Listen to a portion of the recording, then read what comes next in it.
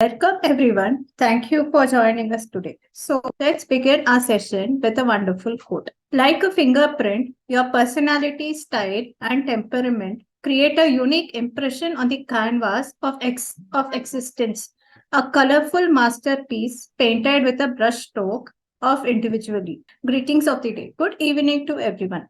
I, Lakshmi, being your host for today's international webinar on the topic personality, style, and temperament, extends my warm greeting and a very good evening to all present here. Personality encompasses the distinctive set of traits, behavior, and patterns, the shape and individual character, and defines the interaction with the world. It's a dynamic interplay of nature and nurture, influencing how we perceive, respond, and adapt to a life's myriad situation.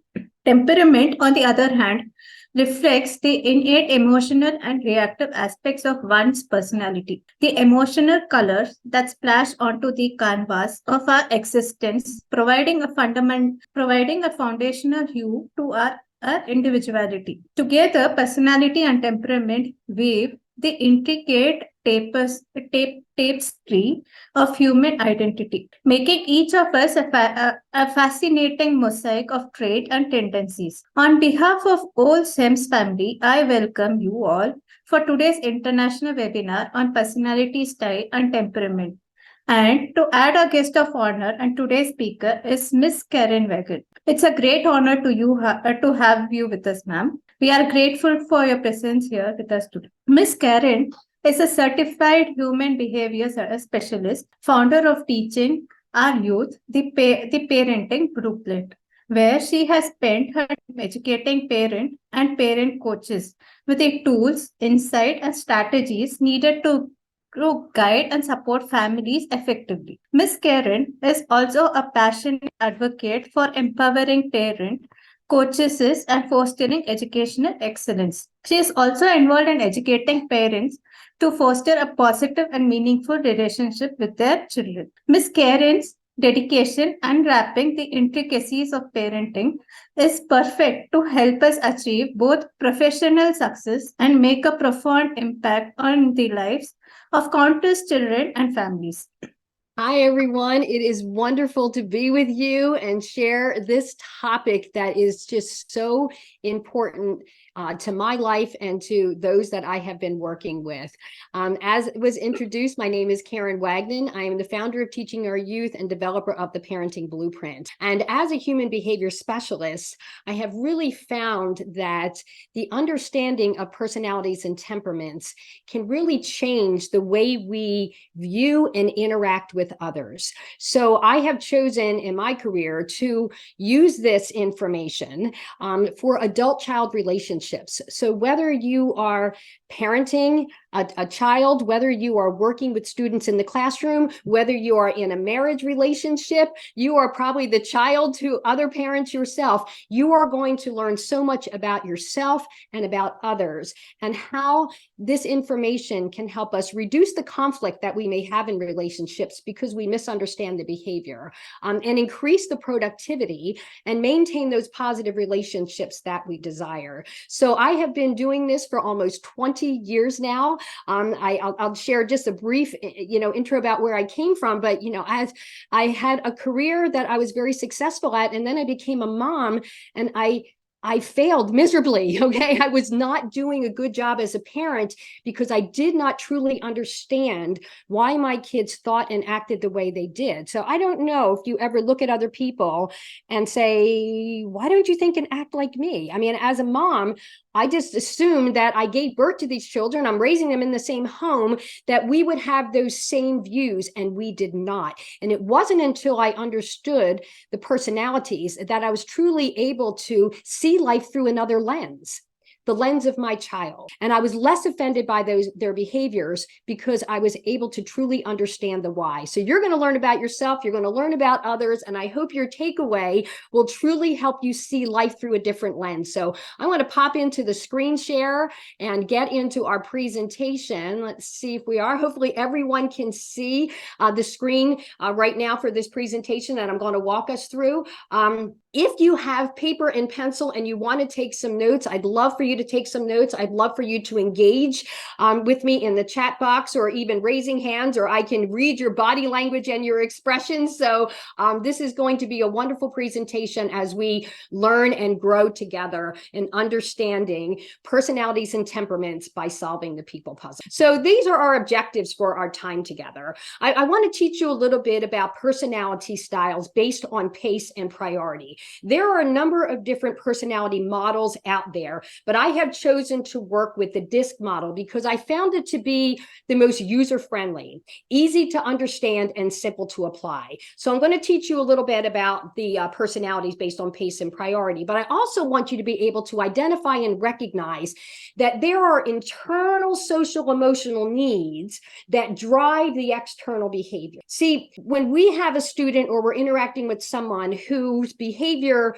we don't understand, we tend to want to address the behavior. But if you don't get to the why of that behavior will continue. There's a reason why, an internal motivator that drives the external behavior. And then I want you to think about how can you develop specific strategies to meet internal emotional needs before we run into these disruptive behaviors, if we want to call them. So I'm going to be working with the DISC model of human behavior. So I'd like you to just be able to take some notes, grab a paper and pencil and jot down some notes. But you can see as I'll be going through each one of these quadrants, and you guys can take some notes on this. But you can see at the top and bottom of the model that I'm showing you here, the words outgoing and reserved. Outgoing and reserved. This is what we call our pace in life. In other words, how does your motor run?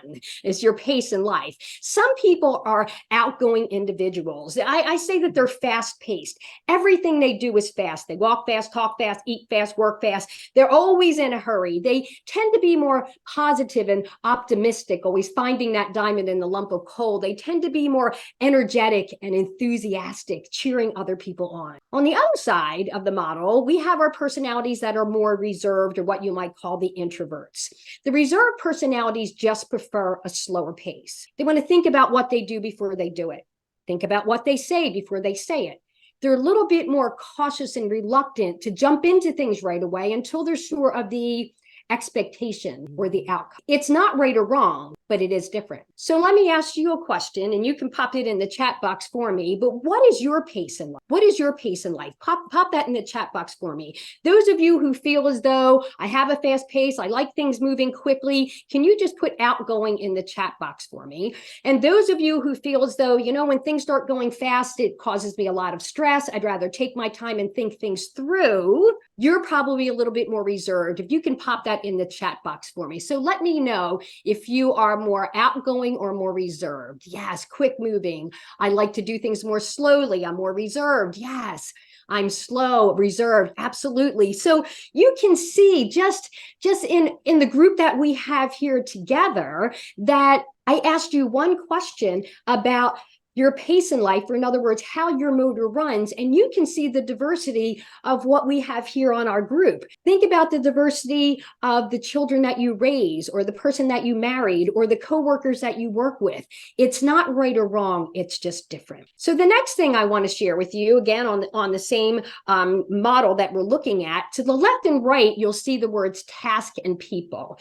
Task and people. This is what we like to call our priority in life. So we just looked at our pace. How does our motor run? Some of us are a little faster pace. Some of us prefer a slower pace. Not right or wrong, just different. But when we look at our priorities, how we spend our time will pretty much determine what our priority in life is. Some people are task-driven individuals. They go through life accomplishing tasks. They are results-driven. They make lists for everything. They do something and they check it off the list. If they've done something in the day that wasn't on the list, they'll put it on the list so they can check it off the list, so they feel like they've gotten more accomplished, because it's all about getting results. It's form, it's function, it's plan, it's progress. Task-driven individuals. Now, on the other hand, we have our folks that are more people, or what I call relationship oriented. Now, people oriented types will come to me and say, well, Karen, I need lists. And I usually ask them, do you know where you left your list? And can you find it in the piles in your office? Because most people oriented types are all about the relationship and not so driven by the task and getting things done. So in other words, they are more about interacting with others. They're more open with communicating how they feel. When they're happy, you know it. When they're sad, you know it. When they're frustrated, you know it, because they kind of communicate those things. You truly know where they stand. Now, I want to ask you again, what is your priority in life? And you may be a little bit of both, depending upon the situation. But how many of you feel as though you have had a good day when everything is checked off your list at the end of the day? You are probably more task oriented. Can you put task in the chat box for me? And those of you who feel as though, I've got work to do, but a friend calls and says, do you want to meet for coffee? And you're out the door meeting them for coffee because you'd much rather be spending time in the relationship than getting the work done. You are probably more people driven. Put that in the chat box for me too, and let me know. So you got some people that are task driven.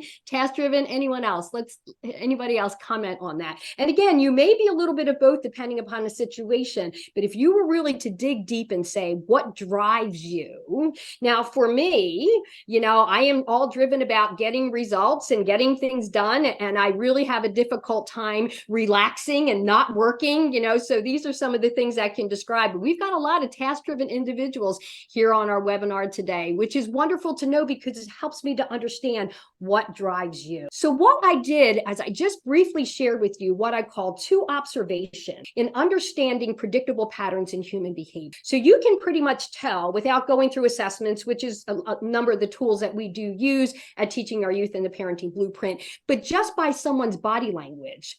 Are they more outgoing or more reserved? Do they focus more on task and people? Is what puts together the DISC model of human behavior. And you can see how just those 2 priorities created what we call the 4 quadrants of the DISC model. And so what I want to do right now is start to share with you some characteristics that you may identify in each one of these personality style blends. So get ready to let's take some notes. The first quadrant I want to take a look at is what we call the outgoing or fast-paced personality that focuses more on task. Is what we call the D-style personality. But the key word I want you to remember about the D-style personality is they are dominant. Write that down. Keyword, they are dominant. They like to lead. They like to be in charge. They like to tell other people what to do. This was my oldest son, okay? He woke up, he was born, and all of a sudden he wanted to run the house. And I had to remind him that I am the mom. He doesn't run the house, okay? We really had some conflicts in that. But they had that natural innate leadership to want to tell other people what to do. It can come off a little bossy sometimes because we're still developing that in them, but they are dominant. They like to lead. They like to be in charge. They like to tell others what to do. They are also direct. This has a lot to do with their communication style. They don't sugarcoat it. They're very blunt. They're to the point. Some people can be offended and feel as though it's very harsh because they are so direct. And I have a lot of these traits in my personality, and I can be very direct and to the point. I have learned that people can be offended by my tone, and I have to really be conscious of who I'm talking to and how I need to adapt my communication to meet those needs, because not everyone appreciates a direct communication style, okay? Especially in a woman, all right? Can I say that? The next thing I want to share with you is that they are demanding. The dominant personality wants things and they want them now, okay? They are task-driven, fast-paced, so they're getting it done. They expect that you're going to do it too. They are demanding. When they want it done, they want it done now, okay? And they're decisive. The dominant personality can look at some information, make a decision so they can move on to the next thing. Why? Because they're fast-paced thinkers and task-driven. So they want to accomplish a task so they can move on to other tasks. So they're dominant, direct, demanding, decisive, determined, very strong-willed and determined. When they have put their mind to do something, they are going to accomplish this. Strong-willed and determined. Now, I will tell you, as a mom who is parenting a child who had a lot of these traits, he was determined to do what he wanted to do, not necessarily what I wanted him to do. I don't know if anybody can relate to that. And that became a power struggle. Okay. So when they have made up their mind they're going to do something, they are going to plow through until they get their way. Not always an easy thing to parent, an easy trait to parent, but I will say in the real world, when things get hard, they will find a way to accomplish the task because they're so strong-willed and determined. Where other personalities may start to second guess and struggle or doubt their confidence, the dominant personality will plow through and find a way. Definitely the strength of that determination pushed too far can definitely become a challenge when you are parenting that or working with that in the classroom as well. And they're doers. I mean, they just want to get things done. So understanding that they're task driven, they want to get things done so they can move on to the next thing. These are all wonderful characteristics and traits that you will find in the dominant personality. But with each of these positive traits that I see that carry them to accomplish amazing things, there's always a blind spot, what I call the danger zone. And for the dominant personality, when their internal emotional needs are not being met, you will experience defiant behavior. Defiant behavior. I mean, they dig in. I call that the child of no. They're not doing anything that they don't want to do. I don't know if anybody, if you can find in some of your animations here, can I get a raise of hands of anybody or put it in the chat box who has experienced defiance in a child that will do absolutely the opposite of what you've asked them to do, and how frustrating that can be. Now, of course, when we experience defiance in the relationship, we want to address the defiance, as I did with my son. But what I really needed to recognize is, why is he being so defiant? And as we go through this presentation today, we're going to dig deeper into those internal emotional needs. But when we experience defiance, there's a reason why we are experiencing defiance. We can't just address the surface, because we may be able to get through for the moment or for the day, but if we've not addressed the reason why, that defiance is coming back, and it'll come back even stronger. Let's take a look at some characteristics of our other outgoing and fast-paced personality style that focuses more on the people than the task.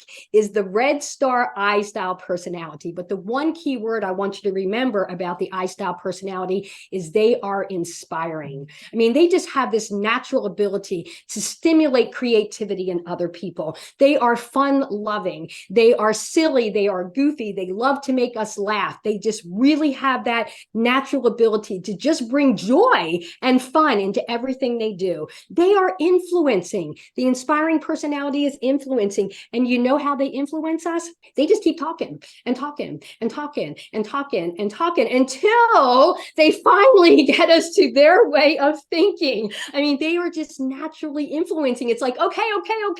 And we give into that. Why? Because they can be so persuasive, okay, and charming, all right? They are inspiring and influencing. They are interactive, okay? They love to be interactive. This has a lot to do with their learning style. This style personality does not do well in a lecture environment. They need to be a part of that learning. They will remember the action of the learning rather than just what they heard. So when we are training a child, or we're working with the child in the classroom, or supporting them at home with homework, we need to remember that they are interactive learners. They're also impressive. They have a lot of energy, ideas, thinking outside the box, okay? They're always thinking of things outside the box.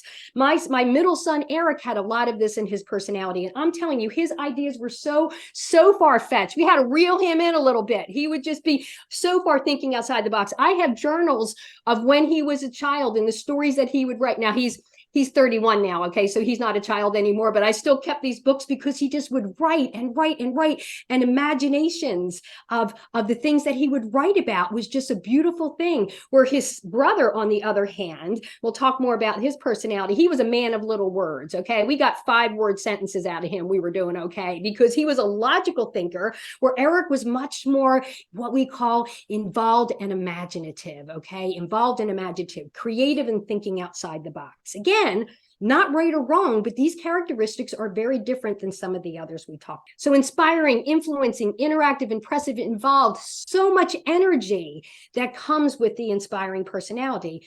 But also that strength pushed too far can become a blind spot when their needs are not met. And when the emotional needs are not met for the inspiring personality, we can experience illogical behavior.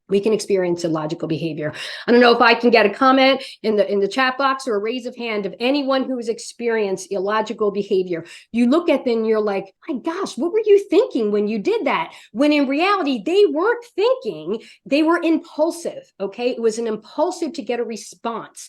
Some people want to call them class clowns. Some people want to call them attention seekers.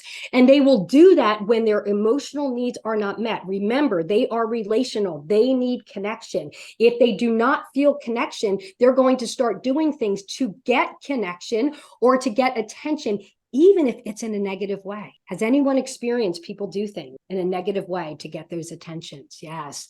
Trisha just asked a question, and Trisha, I'm going to quickly answer that just because I saw this popped up. Is it possible to change our personality? I'm going to pause right here for a moment and just answer that. Our personality will change, Trisha, based on our environment. So at Teaching Our Youth and with the Parenting Blueprint, when we go through assessments, we come up with two different graphs as you go through answering the questions on the assessment. The basic style is how you were wired from birth. This is who you are. This is your natural style. Your environmental graph is how you adapt to your environment. So look, we can adapt our personalities, but when we have to adapt far beyond what our natural state is, we will burn out a lot quicker. So whenever I'm working with people and I see their graphs have very similar shapes between how God has wired them and how they're working in the environment, they're living in harmony. But when I also work with clients and I see their basic style and then I see shifts in the environment, I say, what's going on? And they just start spilling because it's usually they're adapting to a stressful environment. So just some things to keep in mind. And that was a great question. And thanks for bringing it up. I probably could have held on to that to the end, but I wanted to address it because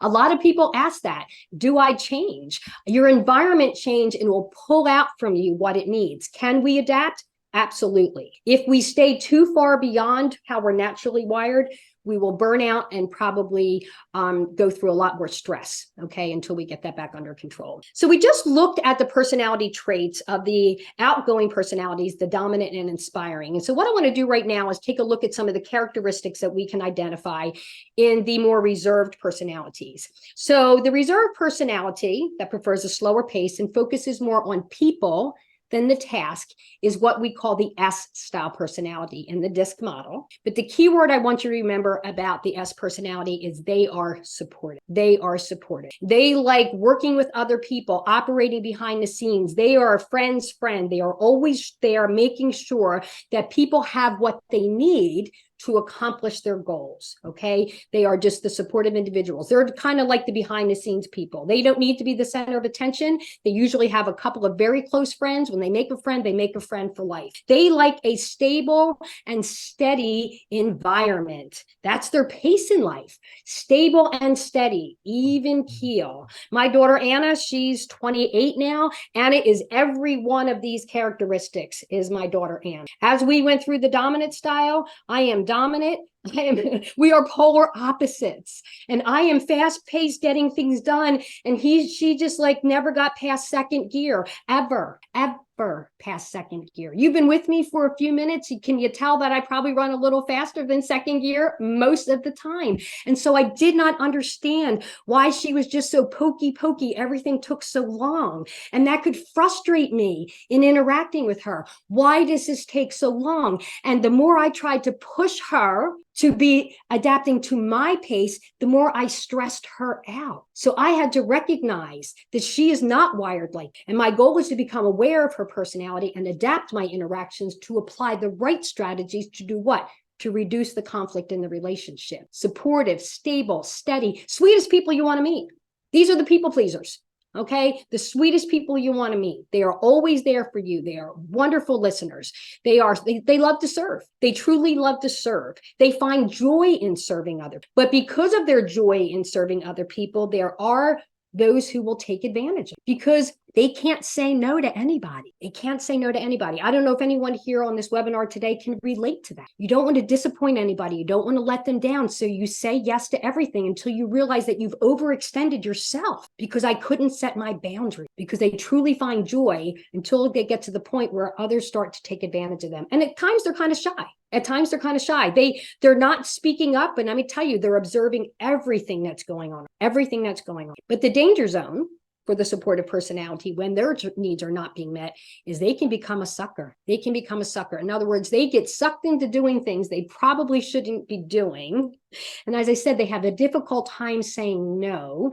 They struggle with peer pressure. And I don't care whether it's peer pressure with students in the classroom or even as adults, we can have peer pressure from colleagues, okay? Feeling as though we can't say no to certain things. Let me just support my supportive friends that are online with me live or watching on a replay. It's okay to say no. It's okay to say no and set your boundaries on what you desire, okay? People know that you care about them and you want to help them, but it's when we take on too many things, and I've watched this, I have this in my personality. It's not as high as my daughter's, but I would see my daughter continue to say yes to things until she had no time to take care of anything because she completely overcommitted herself, And Trish says, I can relate to this. Okay, yes. And Sunita's saying, yes, it's very true. And again, it's not right or wrong. It's just different. But when you recognize that this is who I am, we can then start setting up the strategies so that we can, number one, take care of ourselves, our own self-care, and protecting ourselves so that we can be the best we can be. Look, when you have taken on everybody's everything and you have no time to take care of yourself or even your family, it's a difficult place to be. And so I just want to encourage you that it's okay to say no. Us dominant personalities, because we're the ones who want you to do everything, we'll get over it, okay? We'll get over it. But the hardest part for the supportive personality is just saying no. We get sucked into doing too many things. Let's round this out with characteristics of our last quadrant. So this is the reserved personality, prefers a slower pace, but focuses more on task than people, is what we call the C style out of the DISC model. But the one key word I want you to remember about the C style is they are cautious. They are cautious. They are stop, look, and listen, okay? They are always questioning everything. They're not going to jump into things right away until they're sure of the expectation or the outcome. They are cautious individuals. They are calculating. So in other words, they're very logic-based, this quad, okay? So they're always weighing out the odds and the options of what things can be before they make a decision. They are not quick decision makers, okay? Because they're always weighing out the what ifs, what could happen, and processing. Cautious, calculating, and competent. For the cautious personality, they know that they know what they know because they've done the research, they have the data, they can support it. They are competent individuals, and they're conscientious. They know the rules, and they follow the rules. You know what frustrates them, whether it's in the workplace, at home, or even in the classroom, is why isn't everybody following the rules? Like, they just don't understand why people don't follow the rules. I mean, our dominant and inspiring, the dominant just wants to make their own rules, and the inspiring just kind of does their own thing. And for the cautious personality, it's like, we know what we should be doing. Why are we not doing it? And that is very frustrating to them. Why? They are the rule followers, okay? Cautious, calculating, competent, conscientious, and contemplative. They are deep, deep thinkers. They look beyond the surface of things to the deeper meanings. So when you are having a conversation with a cautious personality and you're in dialogue with them, you can ask a question, and I can promise you, you probably aren't going to get a quick answer because they're truly thinking about what they want to say. They don't stay on the surface. They go a lot deeper than. And I'll tell you, as a dominant personality, fast-paced personality, that was hard for me to wait for the answer. It was very hard for me to wait for the answer. That silence was like, well, if no one's going to say something, I will. And therefore, I wasn't respecting the fact that the cautious personality did have something to say. And let me tell you, when they said it, it was always good stuff. Why? Because they took time to think through their response. Wonderful, wonderful qualities that come with that. And they're very careful individuals. They are measure twice, cut once. Measure twice, cut once. They don't want to make a mistake. They can be considered the perfection. But the danger zone for the cautious personality when their needs are not being met is they can become cold, withdrawn, shut down. They don't want to talk at all about that. I don't know, has anyone here experienced being in a relationship with someone who just shuts down and becomes very cold and withdrawn? I know that I have experienced that. And in my personality, I want to talk about it and get it out so we can work through it. And they are very guarded. They are very private. They're not easy to crack that nut and get in to be able to talk. And so I had a very difficult time connecting with this personality style because I just wanted to talk and process it through, where they were very guarded and not willing to communicate. I don't know if anyone can relate to that in the comments and let me know that that's how they're thinking. Trisha is saying, ma'am, as you said, it's okay to say no, but I really overthink it and find it hard to say no. How can I learn to say no? Trisha, great thought on that. It really is a mindset, Trisha. Now, my husband has a lot of this in his personality, and he really does have a difficult time saying no.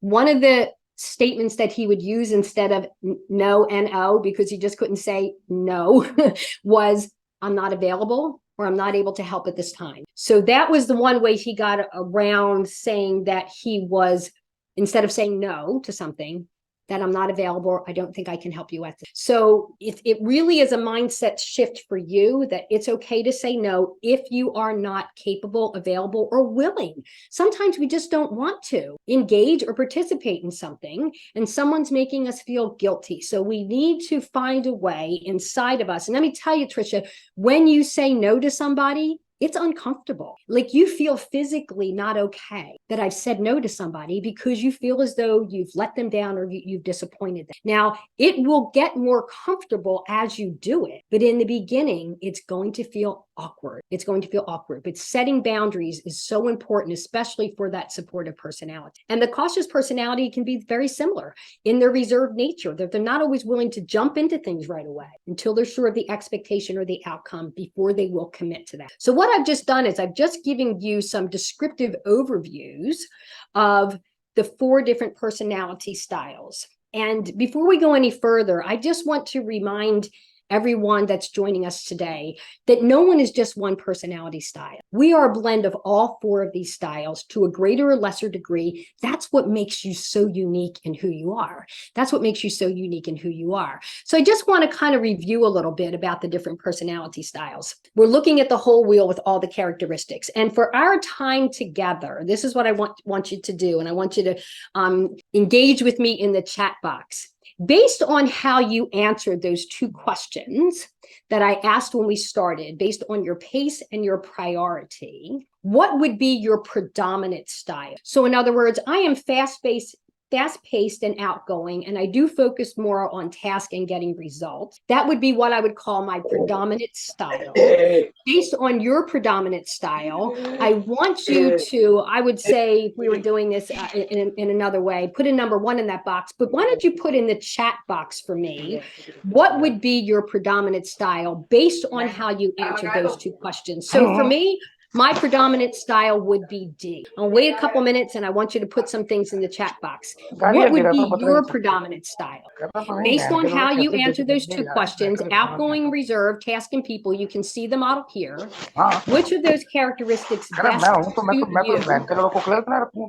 suit you? And put that in the chat box for me. What would be your predominant?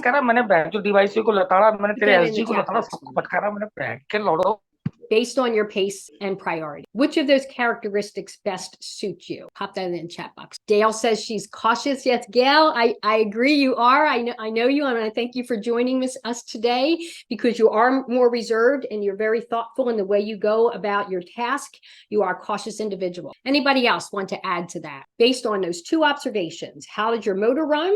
And what is your priority? What would be your predominant style? Pop that in the chat box. Let me know more. Inspiring, or says dominant. Yes. So you start to recognize those. Riva says supportive. Sunita says shy and steady. So that would put you in the supportive quadrant. Excellent, excellent. So you're starting to get this. Arisa says supportive. Rohan says determined. So that puts you in the dominant style. Yes, absolutely. So you're starting to get that. You're starting to get it. So these are some of the things that I want you to think about when you're interacting with other people, reading their personalities. Now, let's just hold this thought for a moment. Based on how you answered pace and priority, outgoing, reserved, task, or people, this is what we call your comfort zone. But if this predominant quadrant did not exist, so for me, dominant does not exist, what is the next personality quadrant that you would go to? In other words, where is the next group of characteristics that best suits you? For me, it's inspiring. So if my dominant traits did not exist, I tend to go to inspiring second, okay?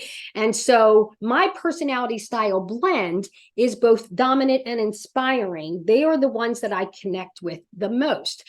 And I want you to pop that in the chat box too, is to what is your actual style blend. And this is where I want to share with you my thought process. I like getting results. Okay, if I'm going to spend time with you, we're going to set together an action plan. We're going to make some stuff happen. But I like getting results with people. I like getting results with people. So you can see how that ties into my style blend, that I'm dominant and inspiring. But my drive and what motivates me is getting results and getting results with people. So that's why I love working with educators in the classroom and helping them get better results in the classroom. I love working with parents and getting better results in the relationships they have at home. So tell me a little bit more about your personality style blend. Where would your number 1 and 2 be? So a number of you had exhibited various qualities that you were dominant or you were supportive. What would be your secondary? Where would you go second? So Malini, if you were dominant, where would you go second? Trisha, you say that you're more results driven. You're probably more cautious. So Trisha, if your cautious quadrant did not exist, what is the next personality style that best suits you? Pop that in the chat box for me and tell me a little bit more about your personality style blend. What is your blend? All right. Dale says that she's supportive. So Dale, you kind of go from cautious to supportive. Okay. So you're cautious and supportive. So when you tell me that about yourself, that I'm cautious and supportive, that tells me a lot about you so that I know when I'm working with you how I need to adapt, how I need to slow my pace down a little bit, how I need to be more factual in the way I communicate with you, because those things are important. Trisha said the same things. She's probably more cautious and then goes to supportive. So when you go to supportive, Dale, you have facts and data, but you also want to help people get results. You want to help people get results, which is why you do what you do, Dale. And I'm so happy that you're here with me today. So what this exercise does is just tells you a little bit more about your personality style blend. So Raya says, dominant is my secondary personality, as I'm always direct and determined for my goals. Excellent. So you're starting to get what is driving why you do what you do. This is so helpful in understanding what motivates you. So what I want to do next is go back around the personality traits again, but talk about preferences, things that we like. So for the dominant personality, let's just hold here for a moment. Only 10% of the general population is high in that dominant style. That's the smallest percentage out of all 4 that I'm going to be sharing with you today. Only 10%. And there's probably a reason why there's only 10% of the dominant personality, because if it was more than 10%, we'd probably all kill each other. We're all wanting to be in control, okay? So it's the smallest percentage of all the 4 personalities we're going to talk about today. But the things that the dominant personality likes, they like to win. I mean, they like to win. If they're in it to win it, okay? So they are driven to win. But sometimes that drive can alienate some other people because they're so driven to win. But they like to win. They also like to plan for the future. They're always looking ahead. So I call the dominant personality the visionaries. They tend to have the big picture, and then we need to put together the structure underneath as to how do we accomplish those goals. But they always like to plan for the future. I am a planner. I am planning out everything. We took a trip this year to Italy with another couple, and I'm telling you, I planned it for over a year, okay, of planning. Went into where we were going to stay. It helped with the budget and the excursion excursions, the things we wanted to do, the places we wanted to see, because I'm always a planner, always planning things out. We also like new ideas. So for the dominant personality, again, we think outside the box. We can do things and we master it, but then it's like, now what? I want to learn something more. I want to do something new. Okay. So we like new ideas, where other personalities, they learn something, they master it, and they're good. They're good. This is their comfort zone. They feel confident in what they do, where I kind of always want to learn something new and grow and take on new challenges. Okay. That's what they like to do. They like new ideas, and they also like results. They also like results. What is the point of doing this? Let me tell you, my oldest son, Kyle, and Kyle's personality is the dominant and cautious. Now, we went through the whole wheel. So not only is he driven, but his way is the right way. I told you he was difficult to parent, didn't I? Okay. His way was the right way. He wasn't yielding to anybody. But when he was in school, if he didn't see the reason why he needed to learn a certain subject, he didn't care to do it. He didn't care to do it. He was very driven for results. He was very strong in technology, but you know what he wasn't strong in? He didn't care about history, didn't care about social studies, didn't care about writing comp. He just wanted to do the work to get a result. And it became very challenging to try and engage him into lessons that he didn't feel were necessary for him to learn. I don't know if anybody experienced that. I don't know if you're wired that way or you've experienced that with somebody else, but that can be a very difficult personality style blend to work with, not only at home, but also in the classroom. Or maybe you were parented by that, okay? That this is the way. The parents that are in the dominant style, they expect blind obedience. The kids need to be driven just like the parents are. And that can be something that can really break the will of a child, really break the will of a child. These are the needs of the dominant personality. And I want you to jot these down, put a star next to them, highlight them, whatever you need to do. But the dominant personality needs internal emotional needs that are driving the external behavior. Challenge. If they're not being challenged, they're going to become a challenge. They are natural problem solvers. They'll create a problem to solve it, okay? And challenge, choices, and control. The dominant personality needs a challenge. That's what drives them. It motivates them. It gets them out of bed in the morning. And they want choices, so they have a level of control. If we are not meeting those needs of challenging them, giving them choices and control, is when we will experience defiant behavior. So as I said, many times we'll see the defiant behavior and we want to fix the defiant behavior without changing the why of the behavior. So look, I'm a dominant mom. So I was a dictator kind of mom, okay? My way's the way. You do what I tell you. Not only do it, you do it now. And that wasn't working with this child, okay? So when I clearly understood that Kyle was wired in a certain way, he wasn't doing this to annoy me or frustrate me. It's just how God wired him. I needed to adapt my interactions to reduce the conflict. So as a dominant personality, I like choices and control. But can I tell you, I wasn't real good at giving choices. I wasn't good at giving choices. You know why? Because I was a dictator mom. That is a terrible parenting style. I'm telling you right now, it will implode on you, okay? We don't want to stay there. We don't want to stay there. So when I started offering him choices within my boundaries, he felt as though he had a level of control and we weren't fighting and we weren't dealing with defiance. Because I would tell him to do something and he'd be like, ain't doing it. No, or ignore me, not do it.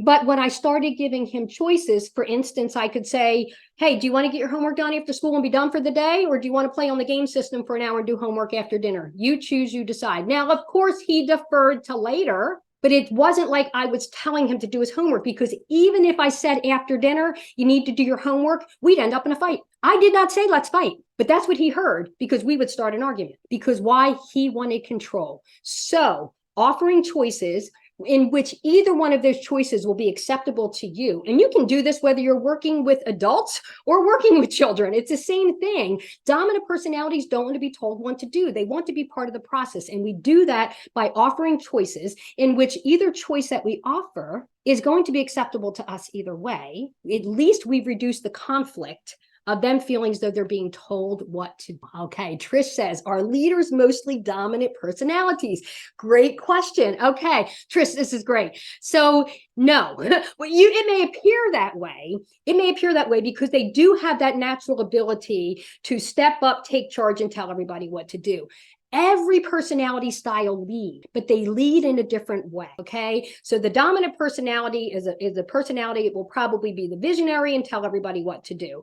But the challenge they may have in that personality style is that they are not necessarily collaborators, good collaborators. So they have the vision. They expect everybody to fulfill their vision. But when we start collaborating and embracing the group and giving them a voice, it's much more powerful and effective. The inspiring personality does it through their inspiration. They lead through inspiration, motivator, encouraging, the cheerleaders, big picture people with that. The supportive personality leads by being the backbone behind the team. They are the natural collaborators. So they do roll up their sleeves. They do get in with the group. That's how they lead. And the cautious personality leads through facts and data. The facts and data drive their decisions, and they will present facts and data to get everybody to make the changes that are necessary to achieve their goals through facts and data. So I hope that helps you with that. I know, Trish, a lot of people do feel as that dominant is the only person that leads. Everybody leads. We just lead in a different way. So I want everyone to know that whatever position you're in, you're leading. If you're at home, you're leading your children.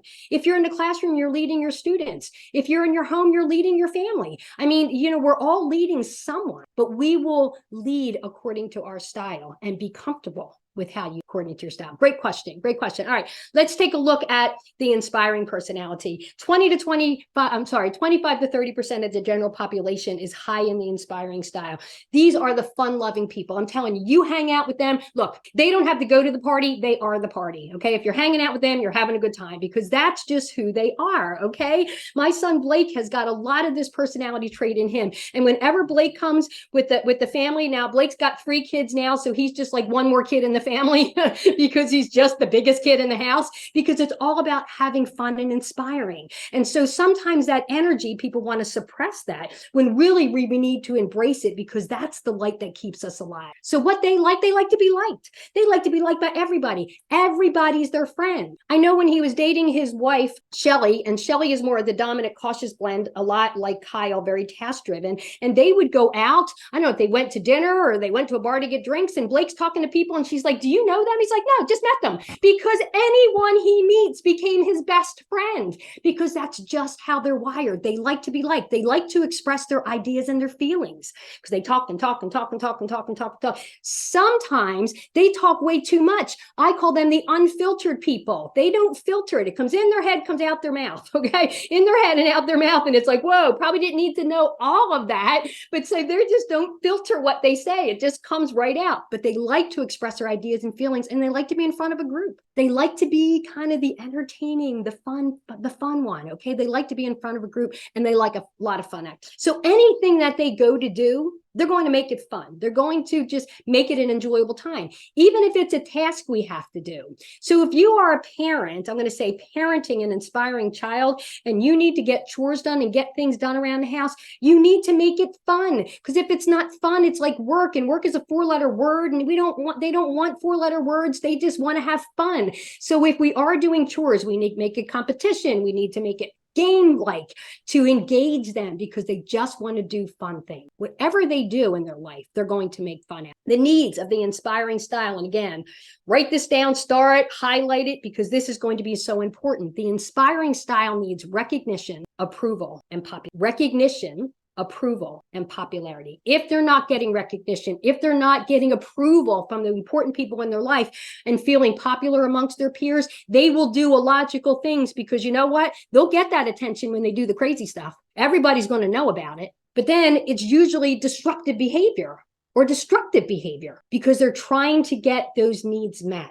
So rather than try and suppress that, if we are meeting those needs on a regular basis, they don't feel the need to do the crazy things to get recognition, approval, and popularity. Now, based on your personality, usually our opposite style is where we have the toughest time connecting. So for a cautious personality who is very by the books and by the rules and very structured, if you are working with an inspiring style that you feel is just not focused and they're all over the place and they're not structured, that can be what we call the gap in a misunderstanding. And so the cautious personality may not be free to give that recognition, approval, and popularity.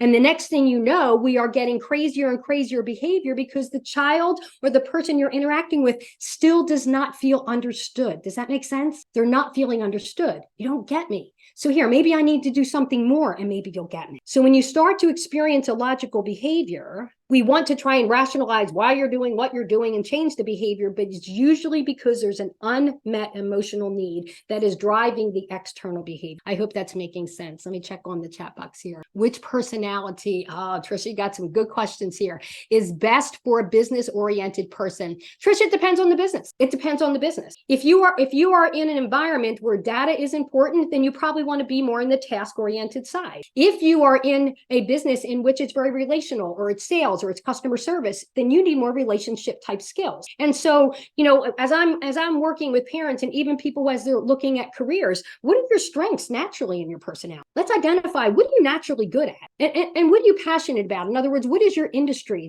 that you're drawn to? Is it healthcare? Is it education? Is it, what is it in industry that you're drawn to? And then find your purpose. In other words, how do I use my natural gifts in something I'm passionate about that I can then feel as though I'm serving? Because look, if we can plug in, whether you're an adult or whether you're parenting a child and guiding them, that they are working according to their design, they never work a day in their life. They don't have to. See, I get to be with you today because I love inspiring people to get better results with people by understanding this information.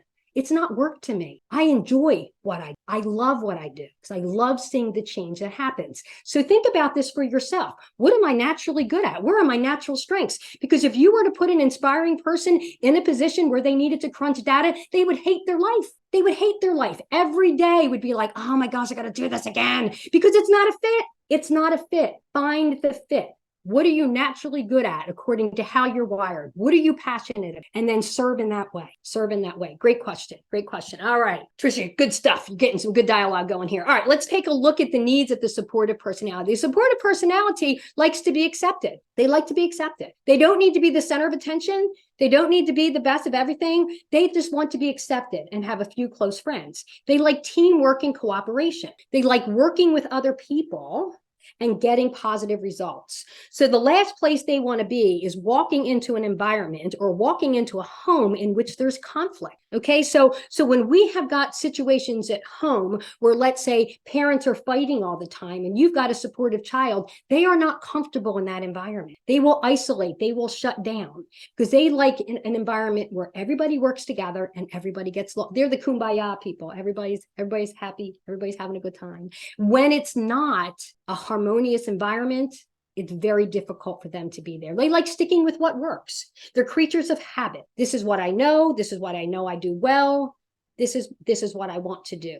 So they can do repetitive tasks over and over again and be okay with it, which is very different than the dominant inspiring who want to learn more, do more, grow more. The inspiring people are always thinking outside the box and doing different things. But for the supportive personality, they like sticking with what works. Change is very difficult. Can they change?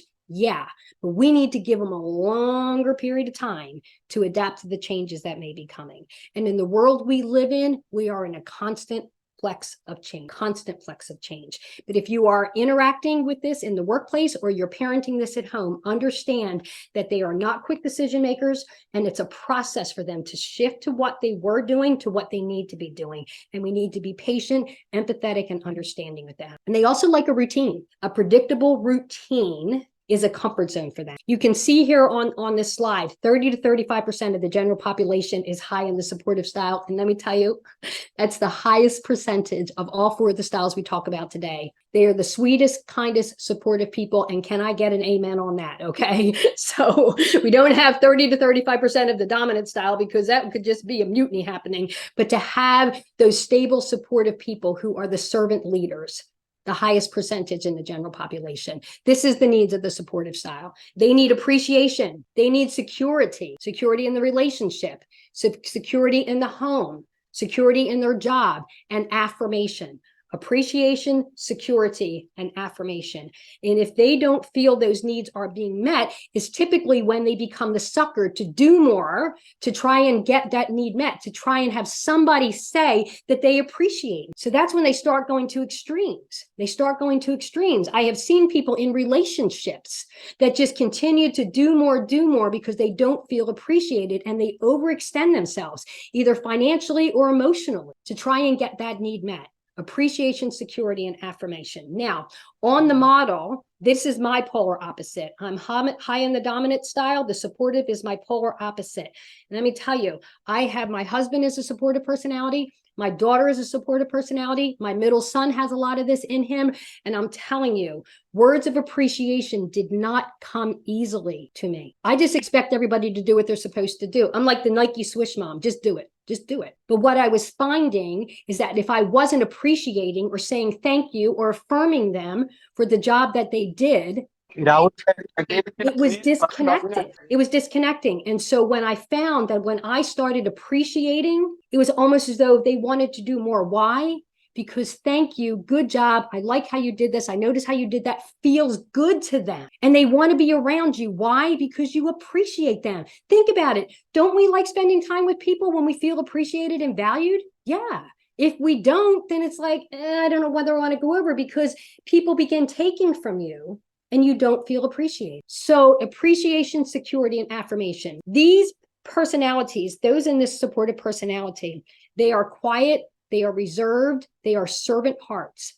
And it's not like they're screaming out. Their behavior is not screaming out like the defiance or illogical behavior like you find at the top of the model, but they still have needs to be met. So just because they're quiet and they're not screaming out things does not mean that they don't have needs to be met. It's just done in a quieter way. Connection is so important. So let's round this out with our cautious personality, the things that they like. See if I can close out this.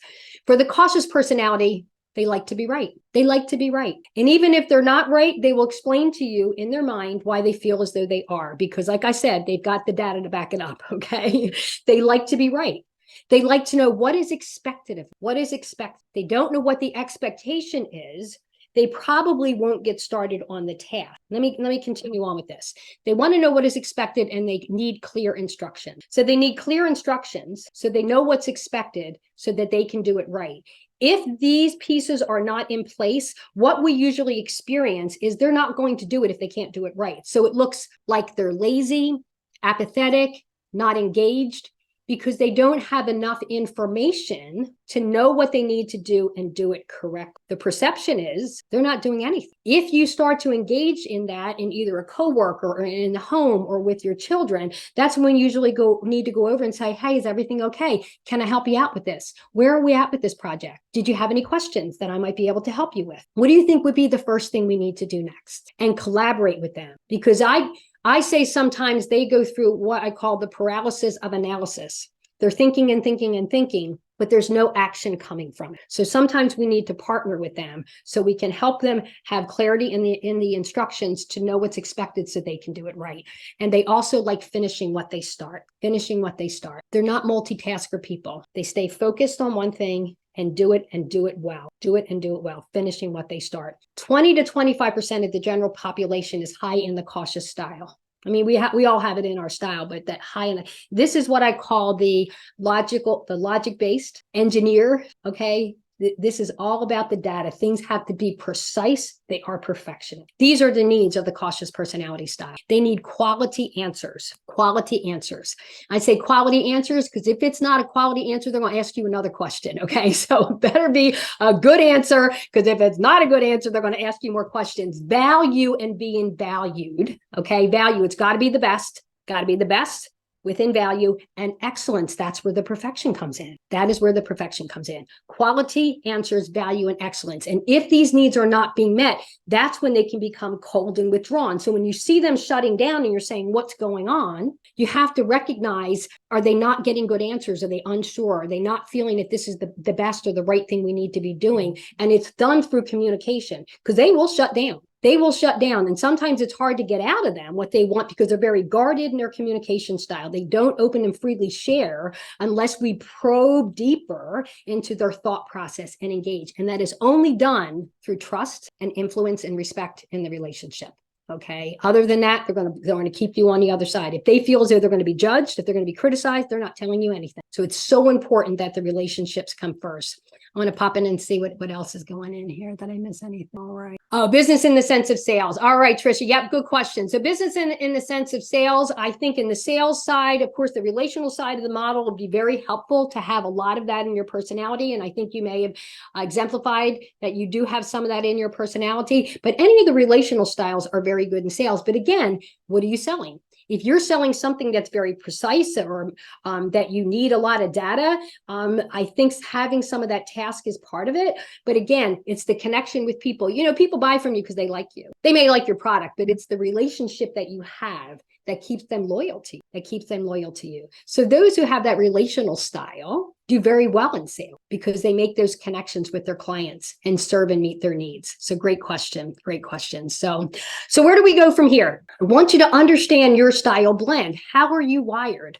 Understand your students, your child, the person, your coworker that you're interacting with, your spouse. What is their style blend? Then I want you to think about, how do I need to adapt my interactions to meet those social emotional needs of the other person? We talked about that. Challenge, choice, and control, recognition, approval, and popularity, affirmation and appreciation and security, quality answers, value and excellence. These are the needs. So if you're connecting with someone and you can identify by the two observations, I try to keep this simple. What is their pace in life? Are they very fast paced, slower paced? They work us on task and results, or they focus more on people? You can identify a predominant quadrant. Then think about, what are those emotional needs? And before you even engage with them, how can I be intentional to meet those needs? So once we start adapting our interactions, we need to apply the right strategies to reduce the conflict, increase the productivity, and develop better relationships, whether we're at home, in the classroom, or a coworker. Because you know what the bottom line here is? We all want to feel valued and understood. But when we are working with someone who thinks and acts differently than us, it can cause frustration for us, because we don't feel as though that we're being heard, and it is frustrating for them because they don't feel understood, because they don't. So where do we want to go from here? I have got a gift for you. If you would like, I have created a document with 20 affirming word statements based on personality. So those of you who know how to do the QR code, you can just open your camera, you can put it on the QR code, and then when you see the yellow box that says Teaching Our Youth, you can tap that and opt in, and I will email this document to you. So it's a multi-page document that you can download and have.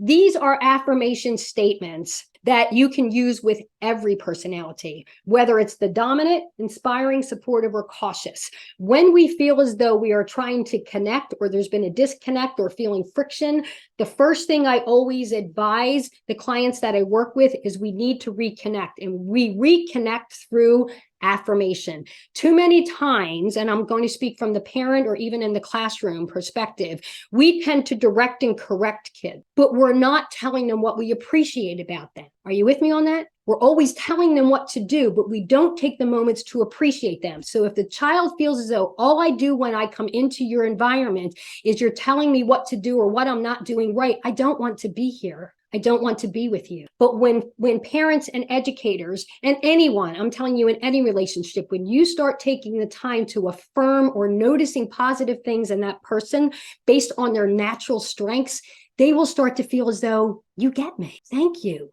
Yes. And then they want to spend time with you. Why? Because it feels good to be with you. We can't lead people who don't feel comfortable. It is so important to understand the personalities, know how to adapt. There's 3 parts to the framework I talk about: becoming aware of the personalities, adapting our interactions, and applying the right strategies so that we can build those positive relationships, whether it's at home, in the classroom, or in the workplace. We can get so much more done. So this is where we go from here. Becoming aware, it's not a one-size-fits-all approach. So become aware, adapt, and apply the right strategies. And as you know, my heart is always in the family and being able to have the strategies to parent our kids by design, or being relationships where we feel connected because we understand each other. It's not a one-size-fits-all. So I want to thank everybody for joining me today. I don't know whether there's any additional questions that anybody has.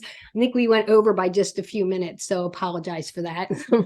But does anyone have any additional questions or questions on how they would apply this in maybe a situation that they're experiencing right now? Because maybe I can do some hot seat coaching for somebody. You're welcome, Sunita. Anybody have any questions? You can pop it in the chat, or you can even open your mic if you have something that you'd like to ask. Oh, I guess, okay. So there's a form to fill out, I guess, for everybody. I think it just put in the chat box if you'd be willing to fill out the feedback form that was provided, and let us know how we're doing. Let us know how the team is doing by providing these webinars for you. Let me know if there's anything I can do to continue to either answer your questions or serve you. I mean, here at Teaching Our Youth, as you know by the name, that I work with educators and I work with parents.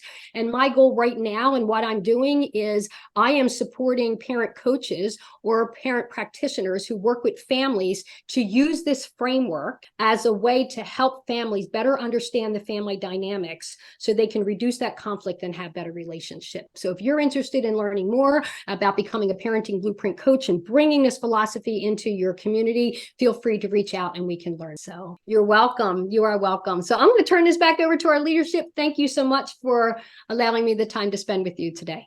Thank you so much, ma'am, for such a wonderful session given by you. I hope our audience learned many new things from this session. I would like to highlight some of the few points like difference between personality and temperament. Here, temperament basically shows us how we behave and move through the world, like the mood, emotional response, energy level, curiosity, inhibition, etc. Whereas personality here means distinguishing traits, individuality, and interacting with each other may dictate how you behave and react in a specific situation. Few personality styles are like confidence, optimism, generosity, creativity, loyalty, and etc. We also understand how temperament affects our mental health and how we respond to certain challenges, which keeps happening in our day-to-day life. I hope the knowledge shared with us by Miss Karen would have made a great impact on our life, and hope that everyone starts practicing them slowly. Again, thank you for joining us and sharing your experience, your precious time and knowledge with all of us. Ma'am, there are a few questions which our audience wants to be answered. So with your permission, shall we proceed with those questions? So the first question. Absolutely. I'm sorry, I was on mute. Can I just add one thing to what you had said about the mental health? Because that's a whole nother workshop in itself. When people do not feel valued and understood, that really does affect our mental health. We doubt ourselves, we become depressed, we become anxious, we try to adapt to become what other people want from us. And that is just so detrimental to our spirit and our mental health. And that's why I am so passionate about helping adults better understand how to interact with children, because right now we have a mental health epidemic with our kids.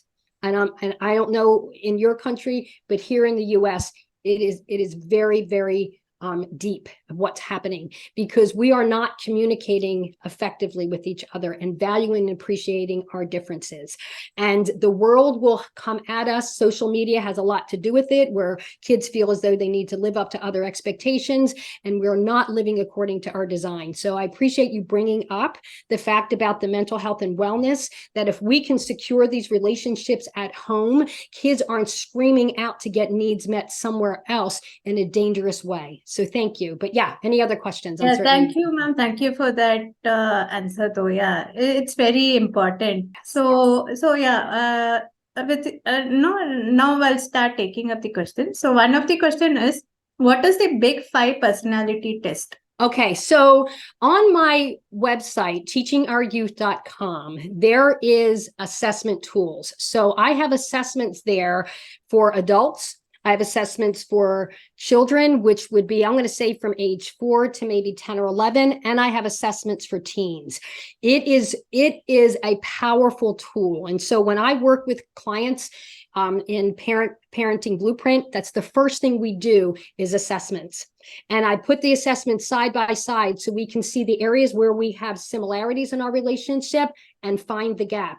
Usually when we are in conflict, it's because we may think and act differently, and we need to find ways to bring that together. So if you go to teachingouryouth.com, you will find a bunch of different assessments. I think it's assessments across the banner. You'll be able to see that and get a hold of some of those assessments. There's a concise assessment, which is probably the least expensive one. It's only about 6 pages, but then some of the others are 35 to 55 pages, depends upon the one that you're looking for. That it's, to me, it is the most thorough tool that I've ever seen. And not to toot our horn, but I don't know anyone else who provides assessments for children and teen. Usually this model is used in business, leadership, team building. But when I learned it, I saw how much I was struggling at home. And I took all that information and years of research to put this into a model for the adult-child relationship. And you'll find a lot of resources there. So thank you. Yeah, hopefully that helps. Yeah, thank you, ma'am, for answering this question. So we have one other question. Sure. Are we born with temperament or a personality? We are born with both. So, I will say that our characteristics we are born with, okay? We are wired, we are knit together in a mama's womb, okay? It's part of the DNA, but it's how we are nurtured that allows that to either bloom, okay, or shrivel. And so when I'm working with clients, I say, and I use this parable as, a plant will grow and grow and grow. We can nurture it and grow and grow and grow. But then at the end, it's just all wiry. Like there's no fruit out there. So our goal is to prune, okay, not punishment, but discipline. Discipline is a discipline of self-disciplining, helping our kids be the best they can be, helping us be the best they could be. Look, I had a lot to learn. I had a pretty strong personality, and I struggled with why the whole world doesn't think and act like me. What is going on here? Why doesn't everybody think and act like I do?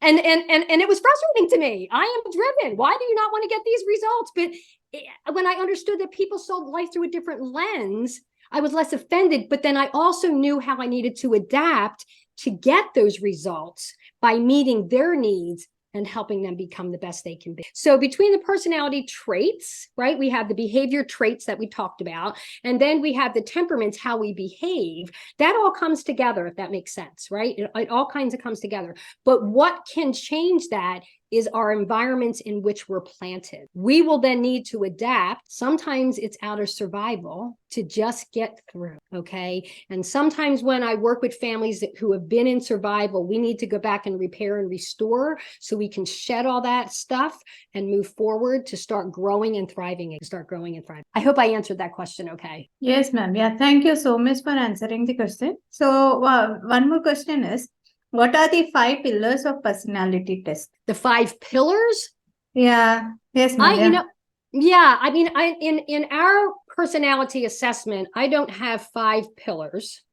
That's not a model that I work with, but we work with the 4 personality traits, the dominant, inspiring, supportive, and cautious that blend together. The framework that I use to apply this is becoming aware, adapting, and applying the right strategy based on who you're working with. So I work with 3 pillars to get results, whether I'm working in the classroom or whether I'm working with parents. So I hope that's helpful. Thank you, ma'am. So we have one last question is, does temperament change over time? The best temperament say again? Does temperament changes over time? This temperament change over time. Oh, that's a really good question. That sounds like a Trisha question. I don't know if that was a Trisha question. That was a good question. She had some good questions today. Does it change over time? I think we learn over time. I think that comes with our maturity. I am still the person I was before, but I will say I have softer edges. Does that make sense? You know what I mean? I am still driven. I'm still dominant. I still want to get results. But I have learned that my drive may not have always connected with people to get the results we all wanted. So I had to learn to adapt. And I think the adapting is the changing. I am still who I was. I have just learned how to adapt my personality to get results, which means that I needed to change. I wanted everybody else to change and live up to my expectation, but that's not reality. Okay. As a leader, if I want to get better results, it's up to me to adapt my personalities to meet their needs so that we can go together to get the results. So we could say change, we could say adapt, and maybe it is change because we just soften. We become more aware of who we are because of life experiences. I'm sure everyone here can relate to there were experiences in our life that have taught us that that didn't necessarily work, and I may not want to do that again, right? Yes, And ma'am.